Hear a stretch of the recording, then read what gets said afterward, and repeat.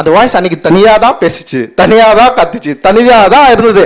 ஆனால் அந்த வாய்ஸை காங்கிரஸ் முதற்கொண்டு ஒட்டுமொத்த அமைப்பும் அவரை என்ன சொன்னாங்க, ஆங்கிலேயரின் கைகூலினாங்க. அவர் தனித்து நின்று போராடிட்டு இருக்காரு. காங்கிரஸ் காந்தியடிகள் எரவாடா சிறையில் தனி உண்ணாவிரதம் இருக்கிறாரு. அப்போ அந்த நாடே கொந்தளிக்குது. அவரை கொலை மிரட்டல் செய்கிறார்கள். யார் கூட நின்னுது அன்னைக்கு அவர் கூட? ஆனா அவர் தன்னை விட்டு குத்தாரா எங்கேயாவது? ரொம்ப பிடிவாதமா இருந்தார். ஏன் பிடிவாதமா இருந்தாரு? அவர் பேசுகிற கொள்கையில் நியாயம் இருந்தது. தன்னுடைய மக்களுக்காக என்னைக்குமே தன்னை விட்டு கொடுக்காத ஒரு ஆளா இருந்தாரு. சமரசம் இல்லாத மிகப்பெரிய போராட்டவாதியா இருந்தாரு.